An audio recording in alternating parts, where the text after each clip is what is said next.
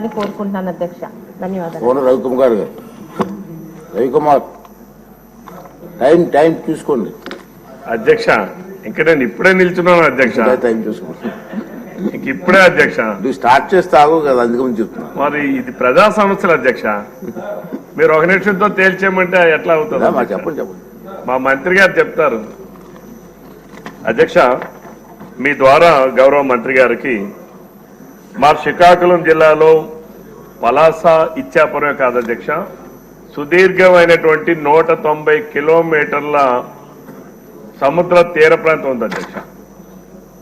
పైడిభీమవరం నుంచి ఇచ్చాపురం వరకు ఈ సుదీర్ఘమైనటువంటి తీర ప్రాంతంలో అక్కడ ఉన్నటువంటి రైతాంగం జీడి మరియు కొబ్బరి తోటలు విరివిగా పెంచుతారు అధ్యక్ష. మాకు వచ్చినటువంటి ఎప్పుడు కూడా శ్రీకాకుళం జిల్లా మేము తుఫానుకి గురవుతాం అధ్యక్ష.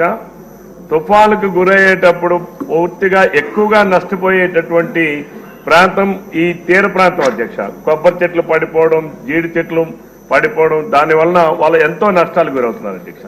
ఇటువంటి సమయంలో అధ్యక్ష నేను గౌరవ మంత్రి గారికి మేము అడిగింది ఏదైతే జీడి మామిడి మరియు కొబ్బరి రైతులకు కనీస మద్దతు ధర వాళ్ళు ఇచ్చినటువంటి ఆన్సర్లు అధ్యక్ష. బాల్ కోప్రా క్వింటాల్ ఒకంటికి 12,000, మిల్లింగ్ కోప్రా క్వింటాల్ ఒకంటికి 11,120. అసలు బాల్ కోప్రా అంటే గౌరవ సభ్యులందరికీ కొంతమందికి అవగాహన ఉండొచ్చు, కొంతమంది తెలియపోవచ్చు అధ్యక్ష. కురిడి అధ్యక్ష. అలాగే మిల్లింగ్ కోప్రా అంటే ఆ కురిడిని మనం పౌడర్గా చేసేది. అసలు మా ప్రాంతంలో ఎక్కడైనా అటువంటి మిల్లింగ్ యూనిట్స్ ఉన్నాయా అధ్యక్ష? మేము అడిగేది రైతుకి ఏ రకంగా మీరు మద్దతు ధరను కల్పిస్తారు? కొబ్బరి బోర్డును ఏమైనా ఏర్పాటు చేయబోతున్నారా? జీడి మామిడికి సంబంధించి ఏమైనా బోర్డును ఏర్పాటు చేయబోతున్నారా? ఈ రాష్ట్రానికి అవసరం అధ్యక్ష.